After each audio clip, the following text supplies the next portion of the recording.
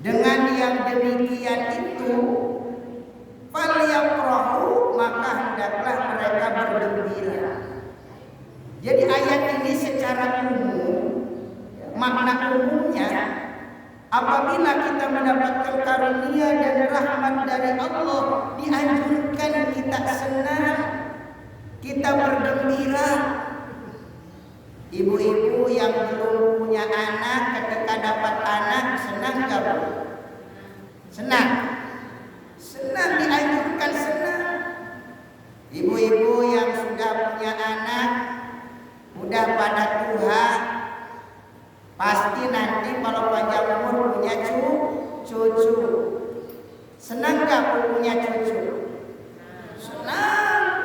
Diundang tetangga menyembelih kambing, bikin nasi kotak. Karena apa? Ungkapan syukur, rasa senang, rasa gembira, rasa bahagia.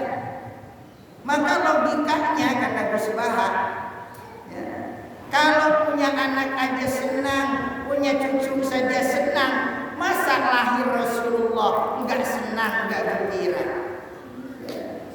Secara umum ketika kita dapat karunia Allah, dapat rahmat Allah, naik pangkat, anak dapat kerjaan, anak dapat jodoh, punya anak, punya cucu, pokoknya Allah memberikan karunia kepada kita, maka kita dianjurkan bergembira.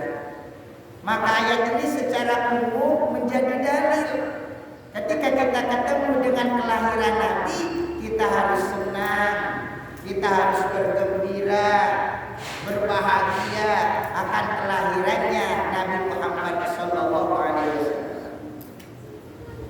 Bahkan huwa khairun mimma yajma'un, itu lebih utama dari apa-apa yang mereka kumpulkan.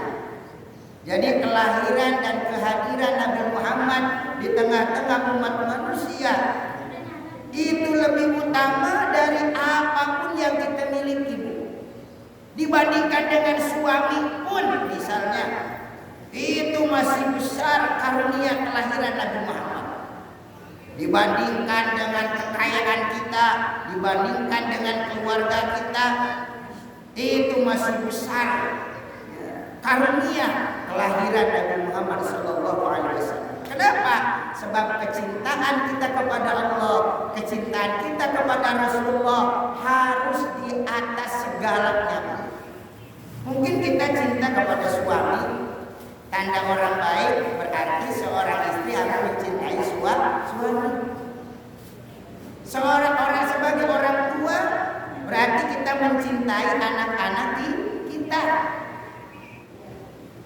Sebagai anak mencintai orang tua kita, itu seharusnya. Tapi cinta kepada Allah, cinta kepada Rasulullah harus di atas kecintaan kita kepada suami kita, kepada anak-anak kita, kepada orang tua kita.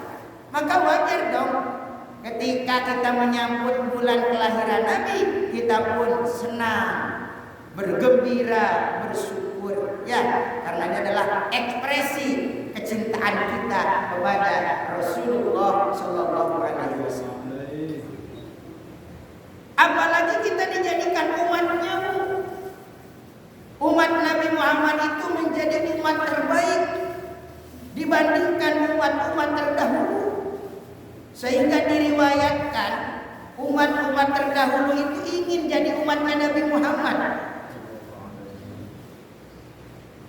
Kenapa? Sebab kita mendapatkan label, mendapatkan kedudukan khairu ummah, sebaik-baik ummah. Buka di Ali Imran ayat 110. Apa yang Allah sampaikan? A'udzu billahi minasyaitonir rajim. Kuntum khaira ummatin ukhrijat lin-nasi ta'muruna bil ma'rufi wa tanhauna 'anil munkari wa tu'minuna billah. Kalian itu adalah sebaik-baik umat, ukhrijat linnas, yang dilahirkan di tengah-tengah umat manusia. Tetapi dengan catatan, jangan bangga dulu. Jadi umat terbaik kalau kita mampu mewujudkan 3 hal dalam kehidupan kita. Sebagaimana yang dilakukan oleh as-sabiqunal awwalun minal muhajirin wal ansar, yang dilakukan oleh para sahabat Nabi dari kalangan muhajirin dan ansar dan para pengikut-pengikutnya yang datang belakangan, para tabi'in, para tabi'it tabi'in, para ulama salafus saleh, ya, sampai kita lahir belakangan, kita yang bisa mengikuti jejak langkah mereka, insya Allah kita akan mendapatkan label kedudukan khairul ummah. Apa yang harus kita lakukan? Ta'muruna bil ma'ruf, memerintah kepada kebaikan. Ustaz, kan saya bukan mubalik. Loh, memangnya disuruh jadi mubalik? Bukan. Ta'muruna bil ma'ruf, memerintahkan kepada kebaikan itu tidak harus menjadi dai, mubalik, penceramah, tidak mesti. Dan menjadi dai itu bisa saja skala kecil kepada keluarga kita. Misalnya ibu berdakwah kepada suami, suami berdakwah kepada istri, orang tua berdakwah kepada anak-anak. Ini bahkan skala prioritas. Sebelum orang lain kan ku anfusakum wa ahlikum naro. Jaga dirimu dan keluargamu dari ancaman api neraka. Jadi berdakwah itu ya yang paling utama yaitu dari diri sendiri dan orang-orang yang berada di sekitar kita, yang terdekat dengan kita. Suaminya mengingatkan istrinya, Bu, nah di Al-Ikhlas sudah ada pengumuman pengajian. Ayo Bu, datang Bu. Ngapain? Tiduran aja. Tiap hari tidur. Ya. Pengajian itu cuma sebulan sekali. Harusnya memang bapak yang ngajarin ibu, karena bapak ini bukan orang pondokan, tidak begitu paham ilmu agama.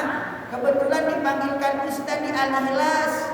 Ayo Bu, belajar ilmu agama, didorong sama suaminya. Suaminya memerintahkan kepada istrinya untuk hadir di majlis taklim, hadir di pengajian, menimba ilmunya Allah supaya bagus rapi ibadahnya. Ya kalau suaminya pintar nggak datang juga nggak apa-apa, karena memang kewajiban suaminya sudah lihat.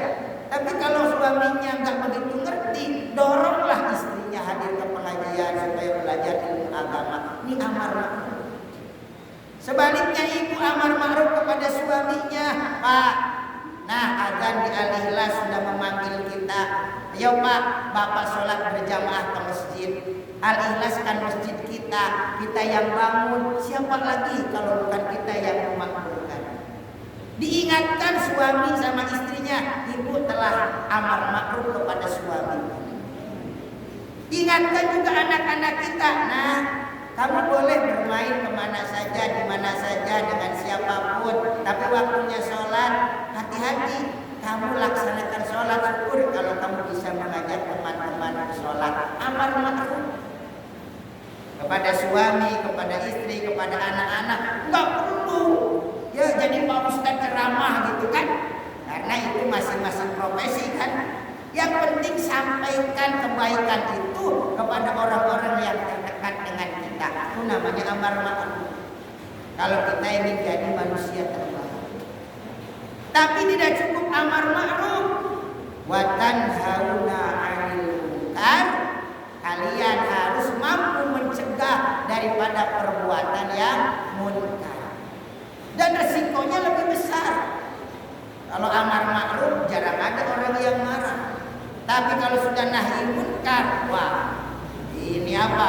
Bahayanya lebih besar lagi tantangannya. Maka nahi munkar itu pahalanya lebih besar ketimbang amar ma'ruf. Kenapa? Al-ujrah biqadril masyaqqah. Pahala upah itu menghitung-hitung kadar berat dan sulitnya medan. Kalau nahi munkar itu kan kadang-kadang kalau kita ingatkan orang sholat, Pak atau Bu ayo sholat, sudahlah kamu aja dulu, saya belakangan, jarang ada orang marah. Tapi kalau sudah nahi munkar, dilarang-larang hobinya, Pak bapak kan sudah tua, sudah waktunya berhenti judi, mabuk. Ada apa dengan kamu? Yang judi saya, uang-uang saya, tak cermin kamu. Berat tantangannya nahi munkar. Ya, makanya nahi munkar itu kalau kita sabar menjauhi yang munkar, asobru ya anil maksiat, ya anil munkarat, maka itu naik derajatnya berapa? Situ mi'ati darajat. Bukan situ mi'ati, tis'u mi'ati darajat, 900 derajat. Kalau sobar dalam musibah kan salah sumi'ati darajat, 300 saja. Sobar dalam ibadah situ mi'ati darajat, 600 derajat. Tapi sabar dalam maksiat, menjauhi munkarat, tis'u mi'ati darajat, 900 derajat. Ini menunjukkan berat tantangan nahi munkar. Tapi harus disampaikan. Wa qulil haqqo walau kana murran. Sampaikan kebenaran itu, hak itu meskipun pahit.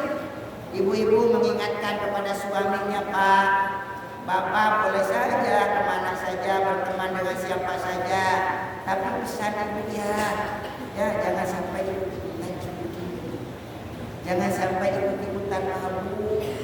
Nanti bapak kan dongkol juga kalau ibu ngomel sama bapak pulang malam, mabuk lagi, judi lagi, begitu kan?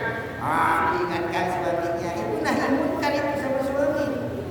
Penting orang-orang terdekat dengan kita. Suaminya mengingatkan istrinya. Oh, ibu juga boleh kumpul dengan tetangga, berbagi resep, berbagi pengalaman. Tapi bapak ingatkan dia, jangan sampai ngobrol ngalor ngidul, ujung-ujungnya gosip.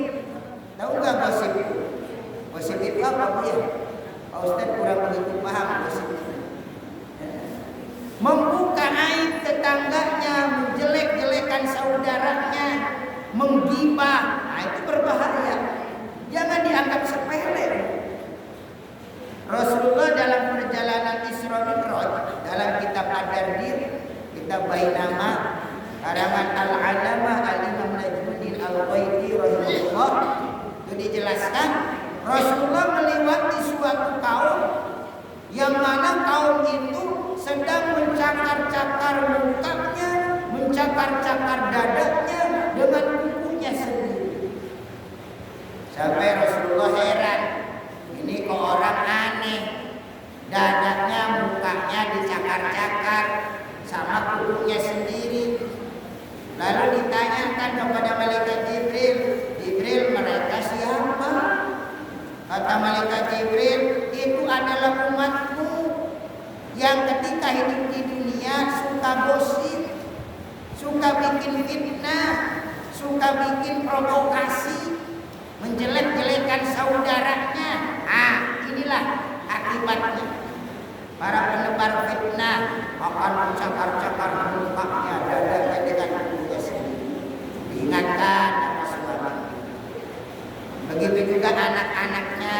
Nah, hati-hati kamu main game online tapi berbau judi. Sekarang judi bisa di online kan? Hati-hati diingatkan ya. Makanya sekarang maksiat itu bisa datang ke rumah. Ibu-ibu buka Facebook, tiba-tiba ada tayangan-tayangan yang penasaran. Ini kayak seru, diklik.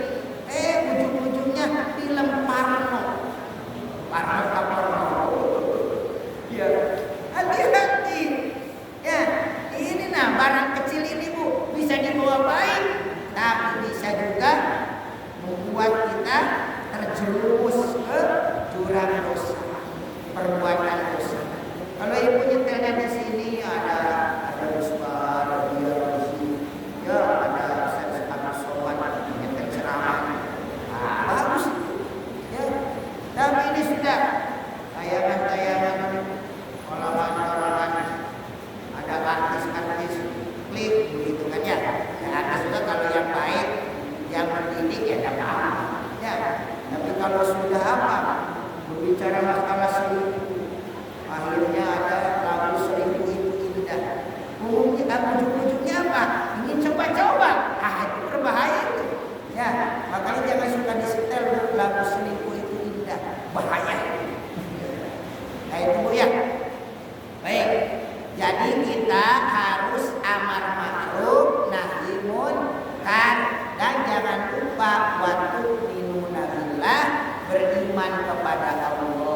iman itu harga mati.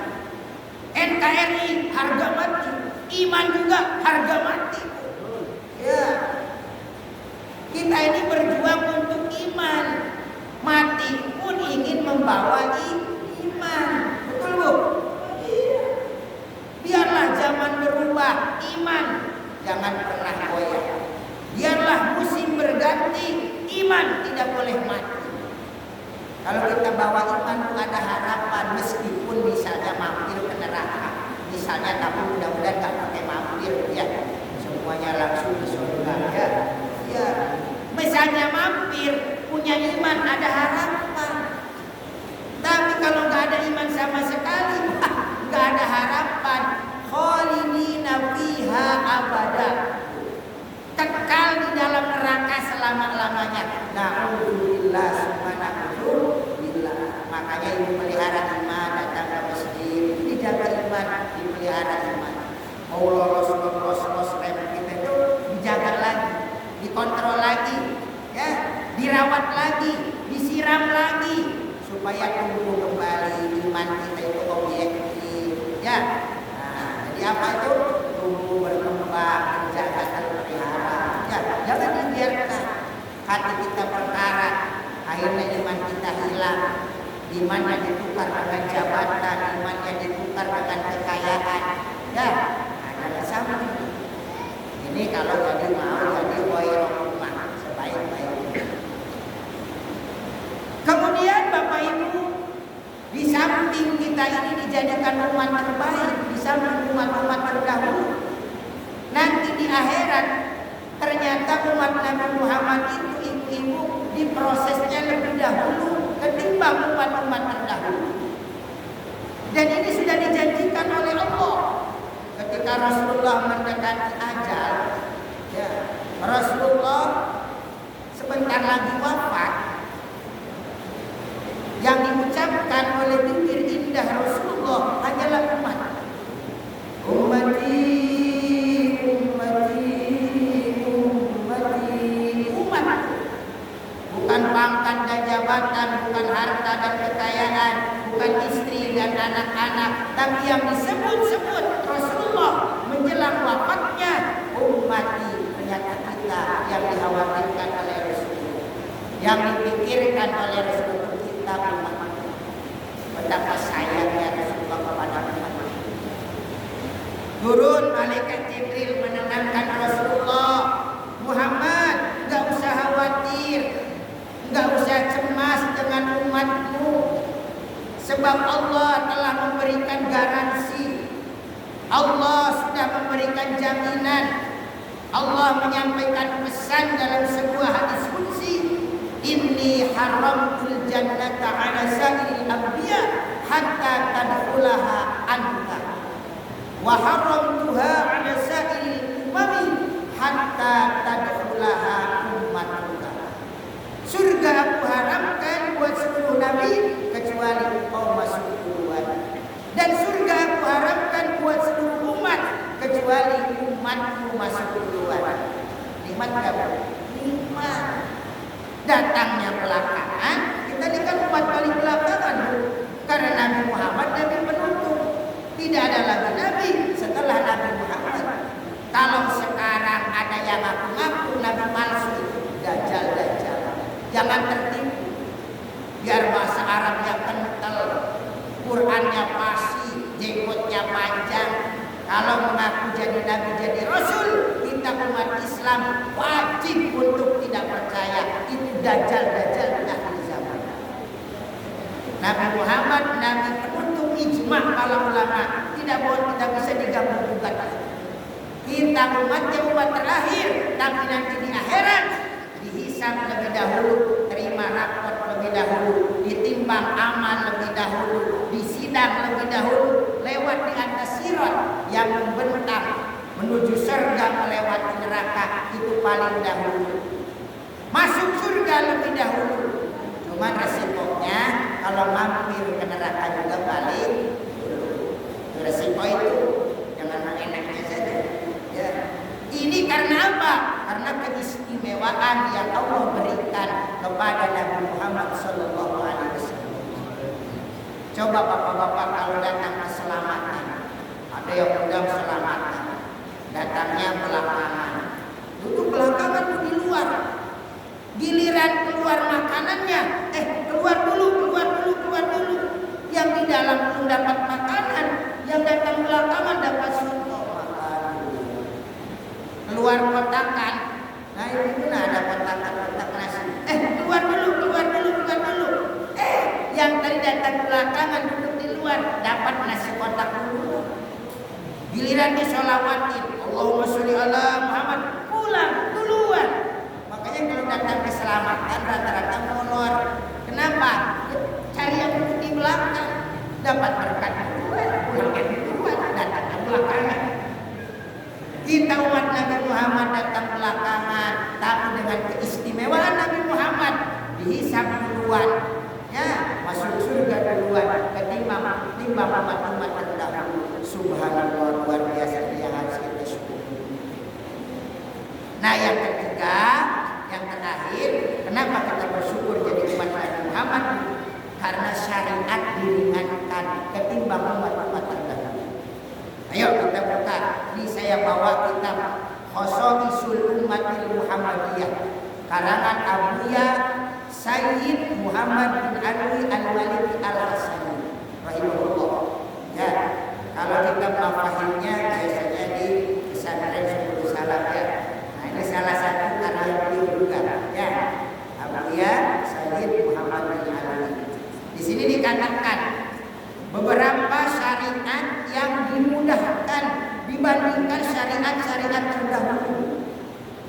Simak baik-baik. Ngajinya santai aja, bukan usah tegang. 3S. Apa 3S itu? S yang pertama santai.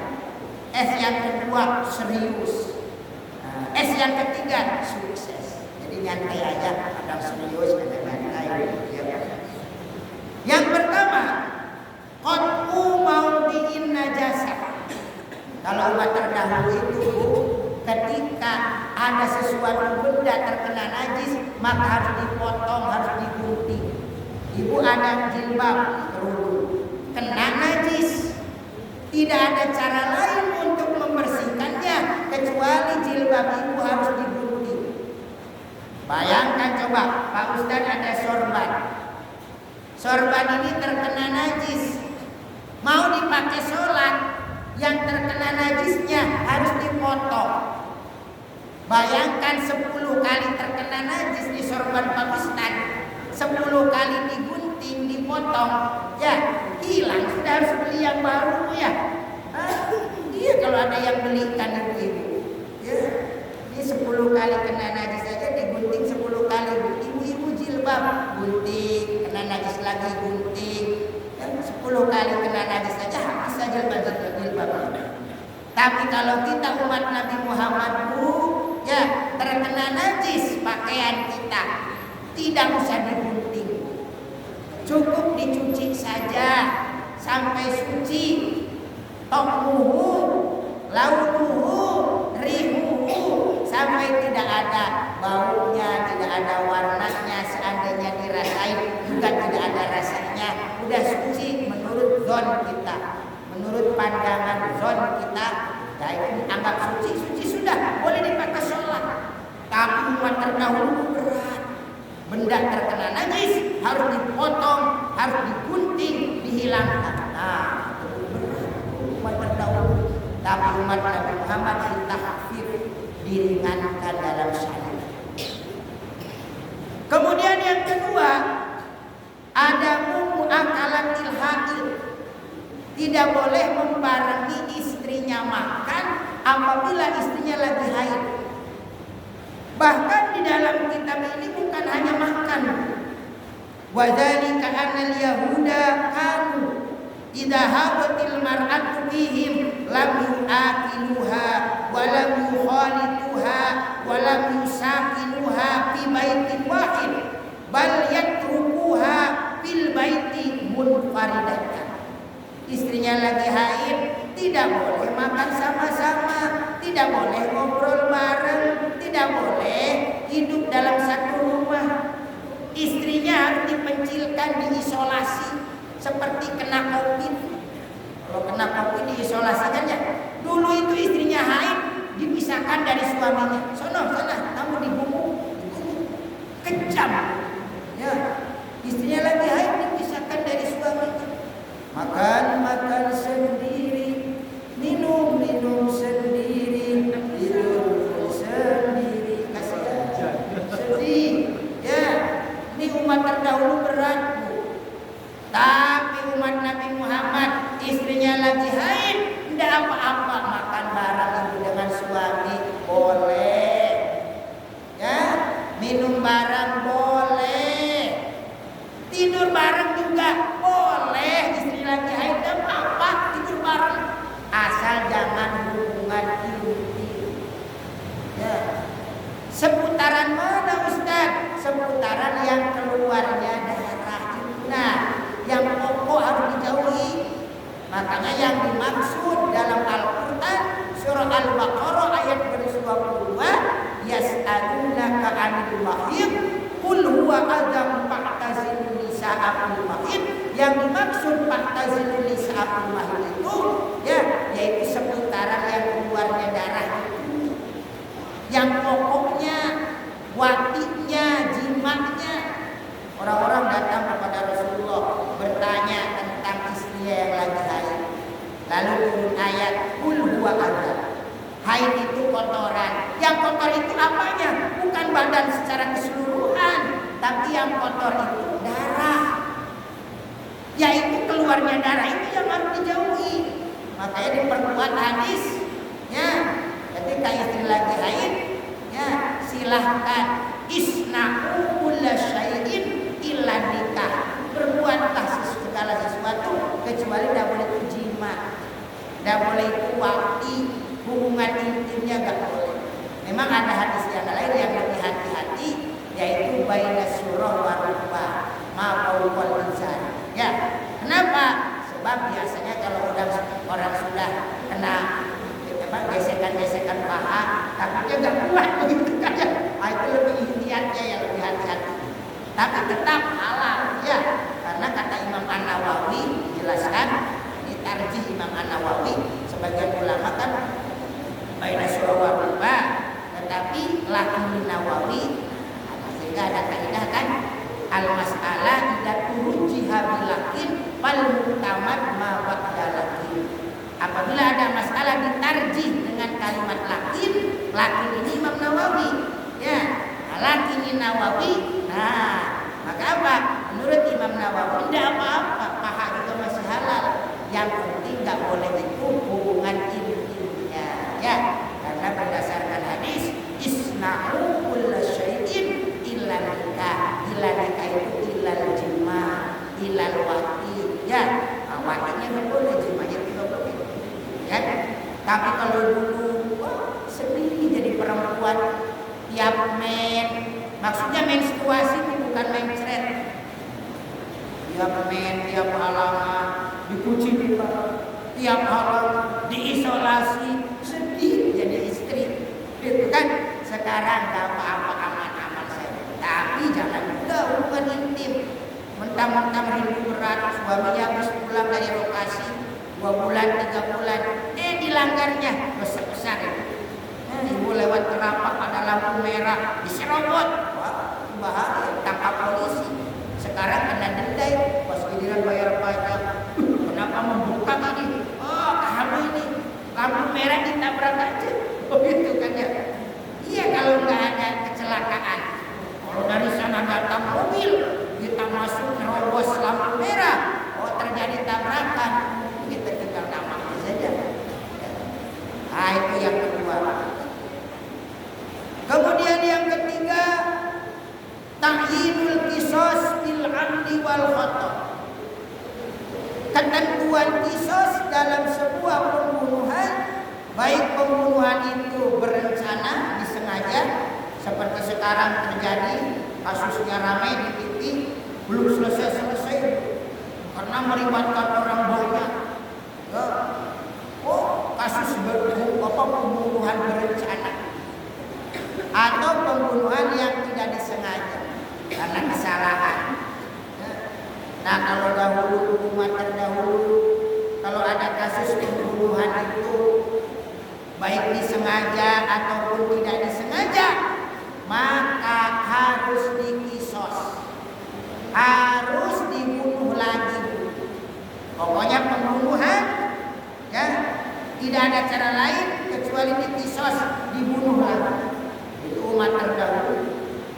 Tapi umat Nabi Muhammad kalau dimaafkan oleh saudaranya,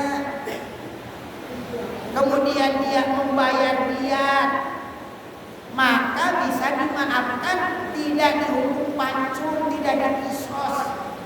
Makanya pernah beberapa tahun yang lalu, itu masih ingat enggak? Ada TKW yang bermasalah membunuh majikannya di Arab Saudi. Ya, kemudian mau dihukum pancung, minta tebusan dari pemerintah Indonesia. Supaya apa? Supaya tidak dihukum pancung. Sebab mereka itu pahlawan devisa loh. Ya. Nah, kemudian dibantulah berapa M lah kala itu bayar diat namanya. Ya, bayar diat. Diat itu kan semestinya 100 ekor unta. Ya, dimaafkan sama saudaranya, sama ahli warisnya, ya, bayar diat, kemudian tidak dibunuh lagi, dimaafkan, dibebaskan dari kisos. Nah, itu umat Nabi Muhammad. Tapi umat terdahulu nggak ada ditebus-tebus. Pokoknya dia membunuh, disengaja, tidak disengaja, bunuh lagi. Oh, berat umat terdahulu. Tapi sekarang apalagi yang nggak disengaja. Bayangkan, ibu tahu nggak kasus kecelakaan yang di Tol Manggar? Tahu nggak? Yang nabrak anaknya sendiri. Kejadiannya tanggal 17 Oktober lalu. Pak Ustadz ceramah di Manggar tanggal 19 Oktober di Madrasah Ibtidaiyah Negeri pagi. Kebetulan dihadiri sama Babin Kamtibmasnya di daerah Manggar Baru itu. Ternyata Babin Kamtibmasnya ini namanya Ahmad Hasanuddin, masih ingat. Tetanggaan sama yang korban itu, tentara. Jadi ceritanya dikasihkanlah mobil itu sama anaknya. Ya. Mamanya sama bapaknya naik motor di depan mobil itu. Mungkin maksud bapaknya itu mau melihat anaknya ada nggak bawa mobil di belakang. Itu kan menurut ceritanya. Si anaknya ini belum mahir juga, baru belajar bawa mobilnya. Ia kaget karena ngerem yang di depan itu lihat gitu kan. Yang diinjak maunya rem, yang diinjak gas. Akhirnya dua-dua wafat. Itu disengaja nggak mungkin lah anak tega sengaja. Orang dia juga beberapa itu trauma. Ya, trauma kalau bisa ditanyain anaknya itu. Nah, itu kan kasus pembunuhan begitu pasti nggak disengaja lah. Nggak mungkin disengaja, begitu kan? Tapi kalau zaman dahulu, ya kayak begini dibunuh lagi. Ya, Ahmad Nabi Muhammad dirimatkan dalam syariat. Satu lagi, ini banyak yang sebetulnya di sini. Ya, ada 13 dalam kitab ini. Di saya karena waktu jam 3, kemudian ada tamu juga mau presentasi, dan kita kasih waktu lagi. Ya, saya juga di sini nanti 5 menit di sini, Ustaz. Ya, 10 menit lagi asar, nanti saya di sini. Ya. Yang keempat, qatlun nafsi bitaubah. Membunuh diri cara bertaubat. Jadi kalau dahulu itu misalnya punya dosa, dosanya menyekutukan Allah, lalu dia bertaubat, kalau mau diterima taubatnya harus dibunuh. Berat enggak? Berat. Contoh begini Bu, dalam Al-Quran surah Al-Baqarah ayat 154 itu diceritakan dahulu umat Nabi Musa alaihissalam ketika Nabi Musa menerima wahyu dari Allah ke bukit Sinai, ya, selama 40 hari 40 malam dapat wahyu, ditinggalkanlah umatnya. Umatnya dia uji-uji. Dijadikanlah anak lembu, ya, sebagai sembahan. Disembahlah anak lembu sama umatnya Nabi Musa. Pulang Nabi Musa dapat wahyu dari Allah, ditengoknya umatnya ada yang kecil-kecil nyembah anak lembu. Kenapa kamu anak lembu disembah? Ya, menyembah itu sama yang menciptakan kita, saya, kamu, bumi, langit, termasuk anak lembu ini. Kenapa kamu sembah ini? Ya, ini tidak tidak bisa memberi mudarat, tidak bisa memberi manfaat. Akhirnya dia mengisar, menjadikan apa? Anak lembu sebagai sembahan. Lalu dia bertaubat kepada Allah. Ya, tapi Allah mewahyukan kepada Nabi Musa, ya, fatubu ila bariikum faqtulu anfusakum. Kalau mau diterima taubatnya, taubatlah kepada Allah yang menciptakan kamu, tapi faqtulu anfusakum, bunuh diri. Berat enggak? Berat, tapi harus ditafsirkan, jangan tekstual. Maksudnya faqtulu anfusakum ini, ya, yang musyrik ini dibunuh sama yang tidak musyrik itu. Misalnya kalau di kampung apa ini namanya? Di kampung apa namanya? Di kampung apa namanya? Ini kampung apa namanya? Oh, ini kelurahan Samarinda. Ya, ya di kelurahan Samarinda. Di kelurahan Samarinda misalnya ada 100 orang. Misal ini contoh, ya. Ada 50 orang yang musyrik, menyembah anak sapi, sembah anak sapi. Lalu dia taubat kepada Allah. Kenapa anak sapi disembah? Nah, bisa diterima taubatnya dia kalau yang 50 yang tidak menyembah anak sapi membunuh dia yang 50 menyembah anak sapi, diterima taubatnya. Berat nggak, Bu? Berat. Tapi kita umat Nabi Muhammad, mungkin ada orang dulu yang pernah judi, pernah mabuk, pernah berzina, pernah membunuh. Asal dia taubatan nasuha, taubat yang sebenar-benarnya, tidak perlu bunuh diri, tidak perlu dibunuh. Ya, yang penting taubatan nasuha, taubatnya diterima oleh Allah. Ya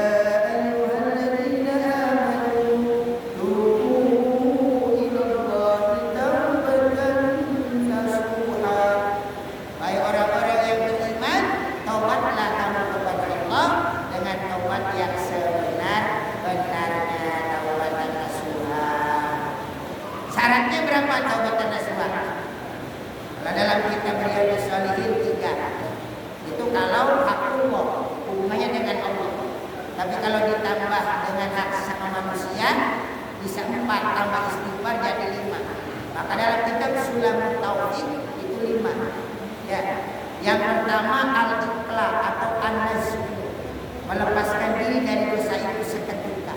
Jadi taubat itu kalau nasuha, jangan taubat nanti minggu depan, bulan depan, tahun depan, atau nanti sudah tua aja lah taubat itu ke masjid, pengajian. Nanti kalau sudah tua, uang sudah bertabur, pandangan sudah kabur, gigi sudah gugur, otot sudah kendur, kulit sudah lentur, makan nasi bubur.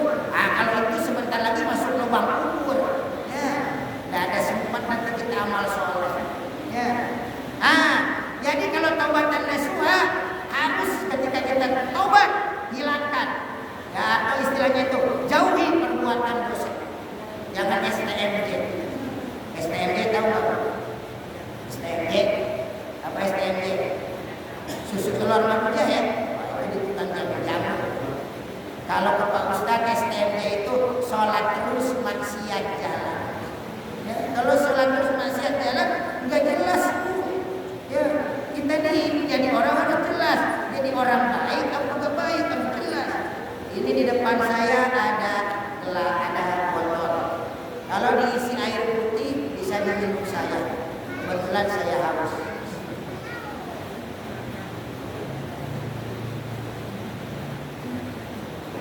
Kalau ini diisi bensin bisa diminum motor atau mobil. Coba ibu campur. Setengahnya bensin, setengahnya air putih. Siapa yang mau minum? Diminum saya, mungkin besok tinggal namanya. Ya, diminum motor, mogok. Ya, maka katanya kalau jadi orang baik harus begini, harus yang dicampur-campur. Ya, wala talbisul haqqa bil batil. Jangan dicampur-adukan. Ya. Nah, jadi apa? Harus taubatan nasuha itu yang pertama adalah yaitu harus apa? Melepaskan dosa kita seketika. Ya. Ada istilah STM.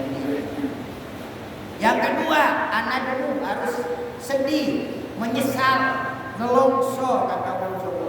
Ya, sudah berbuat dosa, ya Allah, saya sedih, saya menyesal, udah berbuut dosa, harus ada sedih.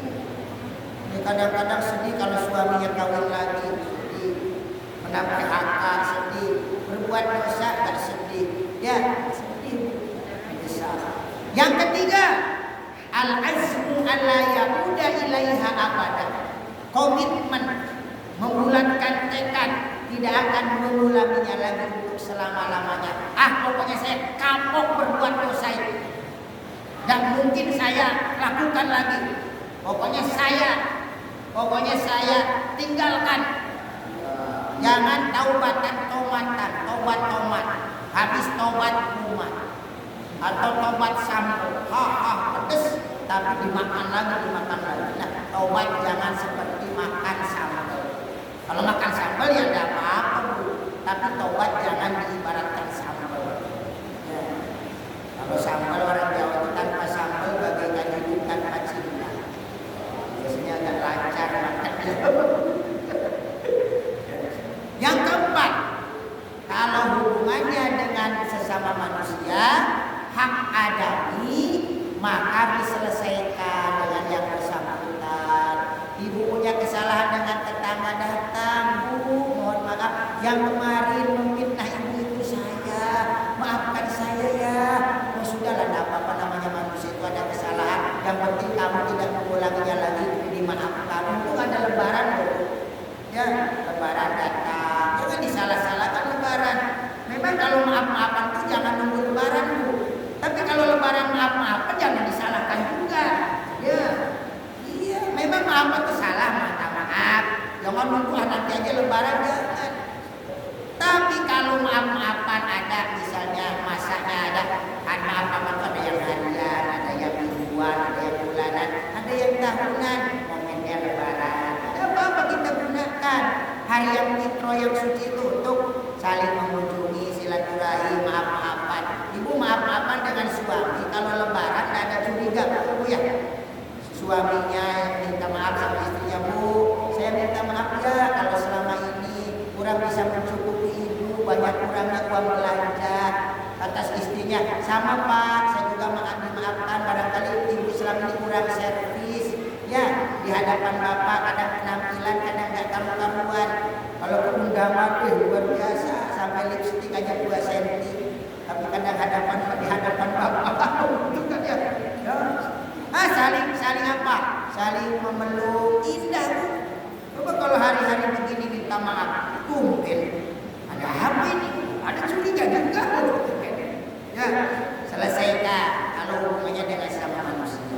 Nah, yang kelima yang terakhir, taubatan nasuha itu memperbanyak istighfar. Ya, la sogo ilmal istimror wala kabaki ma'al istighfar. Tidak ada dosa kecil kalau ditumpuk-tumpuk menjadi banyak.